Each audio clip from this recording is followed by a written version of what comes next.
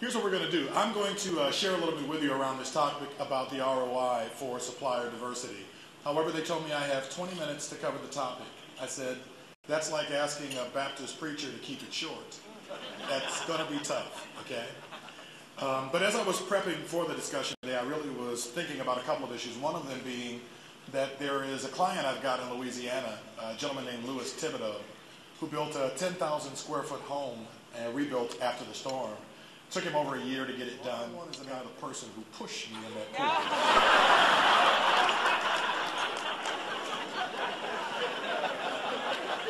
The point of my conversation is that when it comes to this topic of supplier diversity, I realize that some of you are here today because you jumped into the pool. Some of you might have been pushed into the pool. Some of you might have had that arm twisted behind your back saying you are going to the luncheon today, aren't you? Well, it doesn't matter how you got in the pool. This is a topic that once you're in, when you figure out from a corporate perspective, because I'm going to go to the vernacular of my 15-year-old son, and those of you that sit in a corporate diversity, supplier diversity seat, raise your hands if you would, please. As my son would say, I'm going to come from the dais and get all up in your grill here in just a second, okay? Those of you who are minority-owned businesses, just come along with me for the ride for a second. We're going to talk about this topic about how do you link this issue, and the only thing I want to lift from the experiences that you heard earlier is my role at the University of Houston was in the College of Business and not the School of Psychology or Sociology. With that being said, my focus has been and is always how do we help an organization make the connection to either their top line revenue growth, their bottom line cost reductions, or their pipeline recruiting, retention, and talent management. And there are numbers and ways to make this connection so that this is no longer just a feel-good social justice dialogue, but I just made a presentation before the board of an organization in Vegas where they met this past week. And in their case, the fiscal connections I was able to show them exceeded $700 million a year around both workforce and supplier diversity. Needless to say, their chief financial officer knew right away that $50 million in cost savings equaled a penny on an earnings per share basis. Rest assured, I had their attention. What I'm going to share with you today is a very abbreviated supplier diversity, and managing it can drive the numbers. It does take a bit of rigor, but two quick things I want to drop down a silo on before my 20 minutes are up, because I'm just about at that bewitching hour.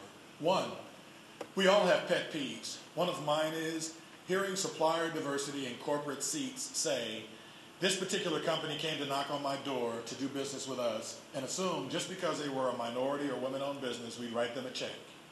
No idea what we do, haven't done their homework, don't have their act together, and want me to help them.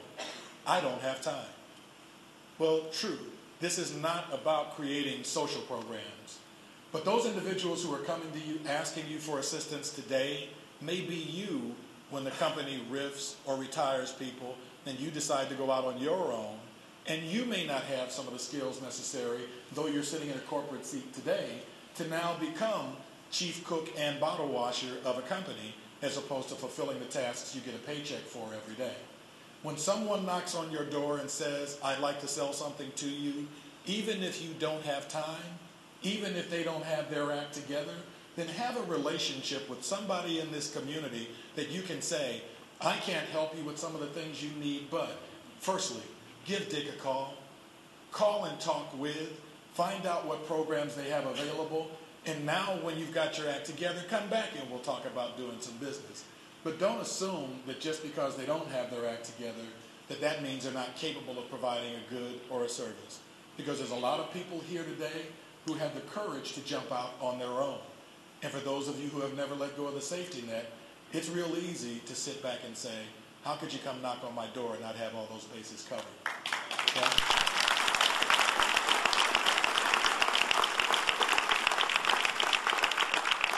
I have a real quick quiz, and my quiz is, those of you in particular that may be up in your grill, as my son would say. First question, first part of the quiz. Who was one of the Nobel Peace Prize winners in 2005 or even 2006? Can you name the last 3 shuttle astronauts? Second part of the quiz, Can you name a teacher in high school that made a difference for you, or a friend who helped you with a personal crisis? For most of us, we can answer the second part of that quiz easier than we can the first part. Because when someone makes a difference in your life, you don't ever forget them. Each one of you has an opportunity, and again, I'm talking to those of you sitting in those corporate seats. Each one of you has an opportunity to make the difference, not just in a small business, but every small business that knocks on your door represents a family, represents a piece of this community that may be involved in a synagogue or a mosque or another community activity that their livelihood supports those other activities. So your willingness to reach down and help somebody helps all of us here in Houston. I wasn't born here, but I got here as quick as I could, and I couldn't imagine calling any place else home. As important as the numbers are that I shared with you, there's one more number that I want to share, and that number is 1. Never underestimate the power of 1. There are many businesses here today who could use your help. Some of you are sitting at a table with someone right now. The reality is, I look for an opportunity to make a difference every day. My challenge to you, the power of 1. It can be good or bad. What do you plan to do about it? Thank you for the 20 minutes you've given me.